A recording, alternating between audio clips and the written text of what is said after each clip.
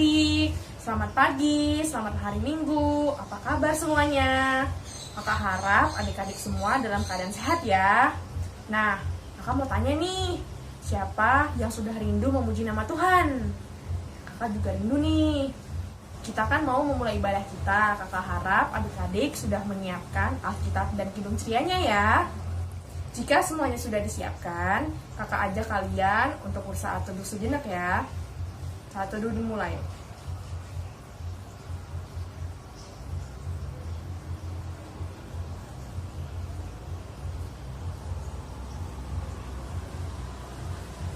Saat teduh selesai. Adik-adik, untuk membuka ibadah kita pada hari ini, mari kita nyanyikan lagu dari Kidung Ceria nomor 361, Hari Minggu, Hari yang Mulia, 1 dan 2.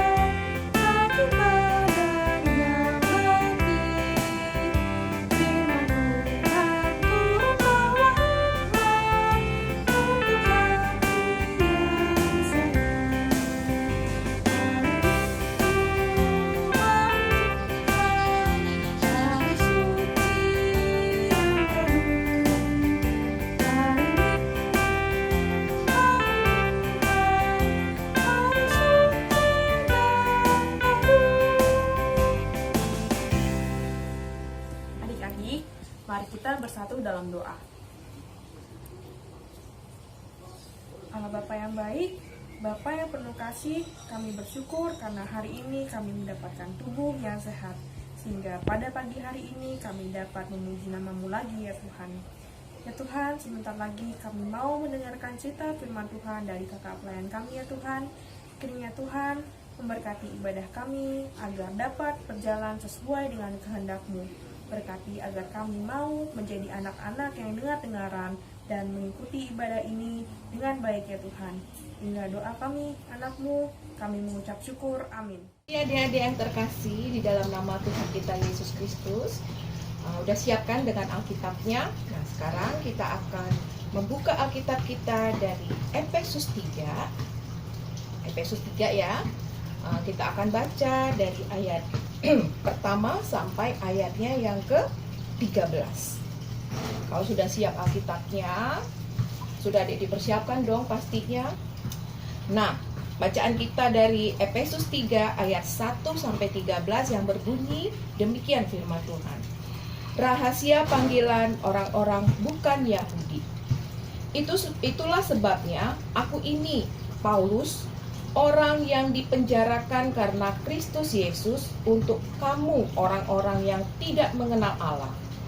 Memang kamu telah mendengar tentang tugas penyelenggaraan kasih karunia Allah yang dipercayakan kepadaku karena kamu, yaitu bagaimana rahasianya dinyatakan kepadaku dengan wahyu seperti yang telah kutulis di atas dengan singkat. Apabila kamu membacanya, kamu dapat mengetahui daripadanya pengertianku akan kasih rahasia Kristus, yang pada zaman angkatan-angkatan dahulu tidak diberitakan kepada anak-anak manusia, tetapi yang sekarang dinyatakan di dalam roh kepada rasul-rasul dan nabi-nabinya yang kudus, yaitu bahwa orang-orang bukan Yahudi karena berita Injil turut menjadi ahli-ahli waris dan anggota-anggota tubuh dan peserta dalam janji yang diberikan kepada Kristus Yesus. Dari Injil itu aku telah menjadi pelayannya menurut pemberian kasih karunia Allah yang dianugerahkan kepadaku sesuai dengan pengerjaan kuasa-Nya. Kepadaku yang paling hina di antara segala orang kudus telah dianugerahkan kasih karunia itu untuk memberitakan kepada orang-orang bukan Yahudi kekayaan Kristus yang tidak terduga itu. Dan untuk menyatakan apa isinya tugas penyelenggaraan rahasia yang telah berabad-abad tersembunyi dalam Allah yang menciptakan segala sesuatu, supaya sekarang oleh jemaat diberitahukan berbagai ragam hikmat Allah kepada pemerintah-pemerintah dan penguasa-penguasa di sorga, sesuai dengan maksud abadi yang telah dilaksanakannya dalam Kristus Yesus Tuhan kita. Di dalam Dia kita beroleh keberanian dan jalan masuk kepada Allah dengan penuh kepercayaan oleh iman kita kepadanya. Sebab itu aku minta kepadamu supaya kamu jangan takut, supaya kamu jangan tawar hati melihat kesesakanku karena kesesakanku itu adalah kemuliaanmu. Nah, itu bacaan kita pada pagi hari ini, adik-adik.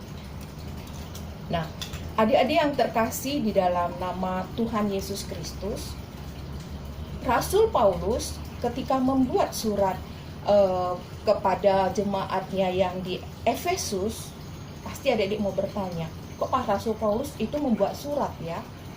Adik-adik tahu nggak?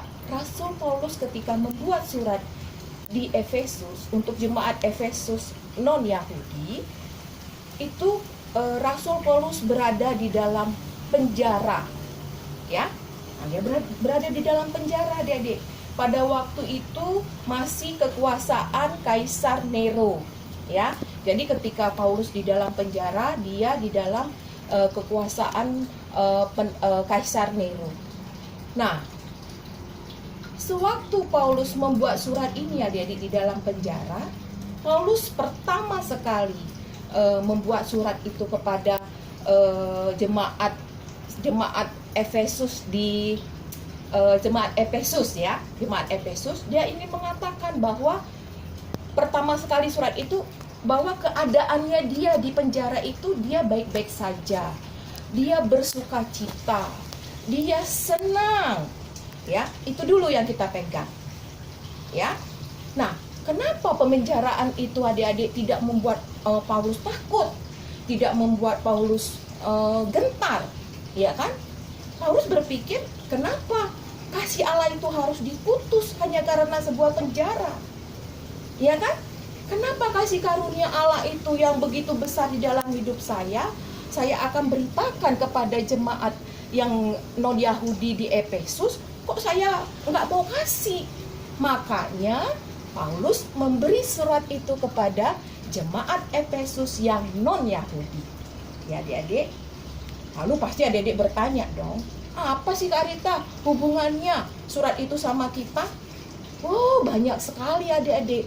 Surat itu juga memperingatkan kita bahwa kita ini, adik-adik dan kakak, sebagai orang-orang yang sudah dibebaskan, yang sudah melihat bagaimana kasih karunia Allah itu begitu besar di dalam kehidupan kita, kita juga dong harus memberikannya kepada orang lain. Lewat apa? Lewat perbuatan kita dong tentunya. Iya kan? Paulus aja di penjara, dia melakukan hal yang baik. Loh, kita orang bebas, masa kita nggak bisa melakukan hal yang baik kepada orang-orang di sekitar kita? Nah, apalagi zaman COVID sekarang ini. Pasti adik-adik pusing kan? Apa ya Kak Rita? Perbuatan baik yang bisa aku lakukan di dalam kehidupanku sekarang? Oh, banyak. Lewat perbuatan kita. Misalkan nih, adik-adik pergi ke pasar, disuruh mama suatu waktu. Adik-adik pakai masker kan? Ya, betul sekali. Ketika adik-adik di jalan melihat orang nggak pakai masker, adik-adik bisa tegur dengan baik. Tante, oh, kok nggak pakai masker? Itu perbuatan baik kan? Ya. Selanjutnya ketika kita dimanapun kita berada, adik-adik lihat ada orang yang masuk swalayan atau apa tidak mencuci tangan, adik-adik panggil, om, tante, tolong dong cuci tangannya, tolong dong dibersihkan sebelum masuk tante, om. Supaya apa adik-adik? Supaya kita bisa menjaga semua penularan COVID itu semakin kecil. Itu contoh salah satu supaya bisa kita melakukan hal-hal yang baik di lingkungan kita. Ya, perbuatan baik atau kelakuan baik itu bukan semata-mata supaya kita bisa mendapatkan balasannya. Bukan, adik-adik ingat itu ya. Orang Kristen itu melakukan perbuatan baik itu harus dan wajib. Mengapa? Karena kita ini adalah orang-orang yang sudah diselamatkan, orang-orang yang sudah dibebaskan dari dosa-dosa.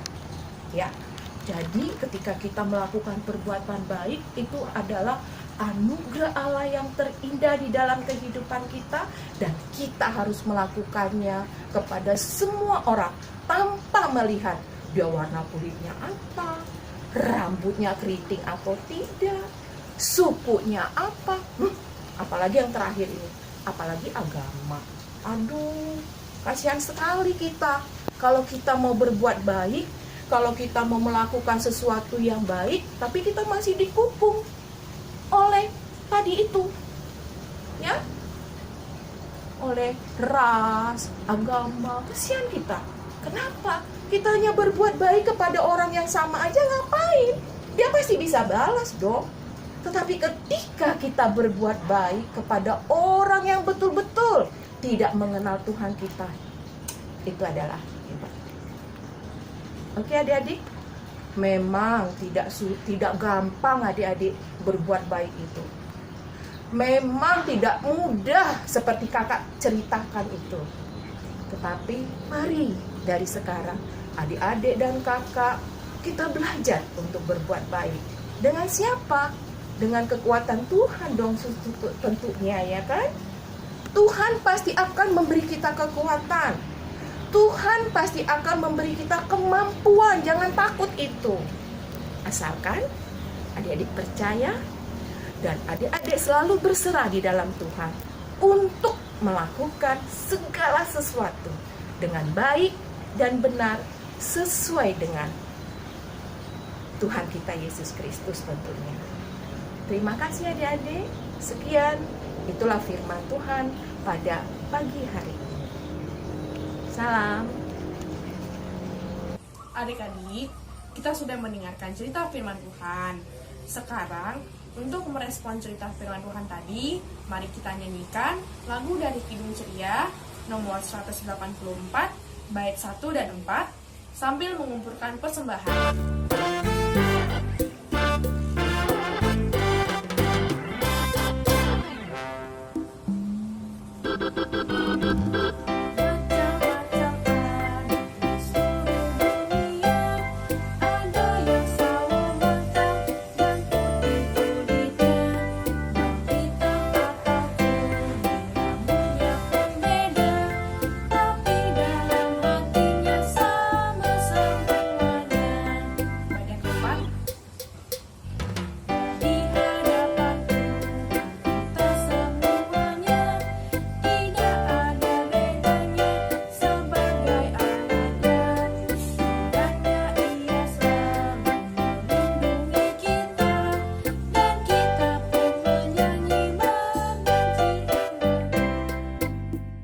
Adik-adik yang terkasih, tadi kita sudah bernyanyi, membaca Alkitab, dan mendengarkan firman Tuhan.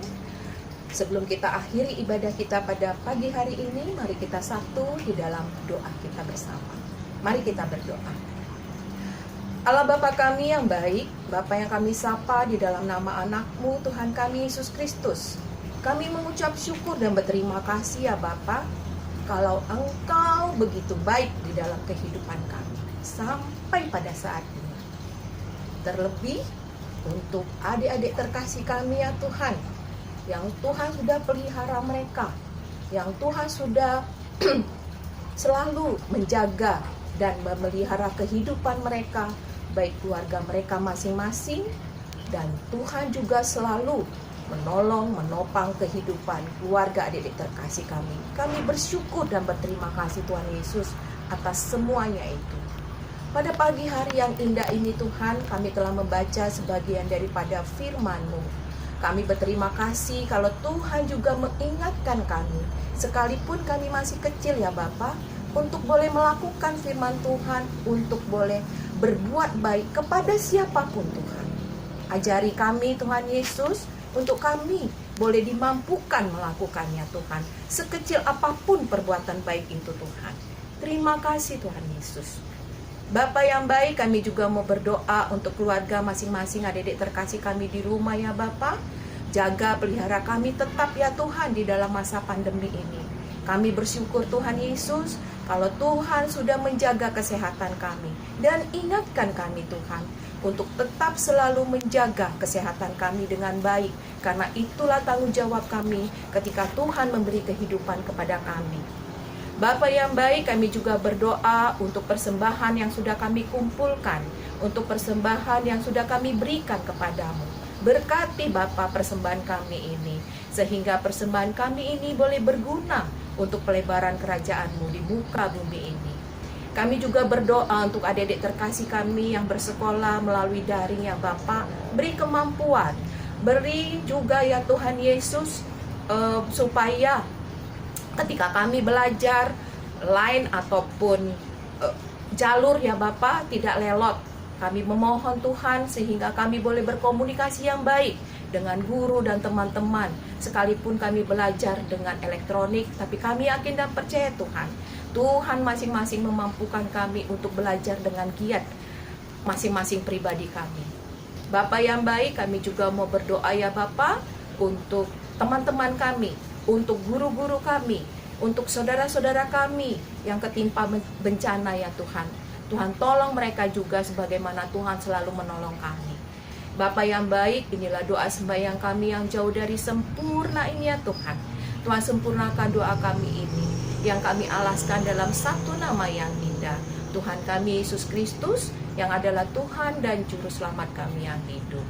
Biarlah kasih karunia Allah Bapa kita, penyertaan Tuhan kita Yesus Kristus dengan Roh-Nya yang kudus selalu menyertai adik-adik kami semua, dan kami terutama Tuhan juga sertai dari sekarang sampai selama-lamanya. Amin.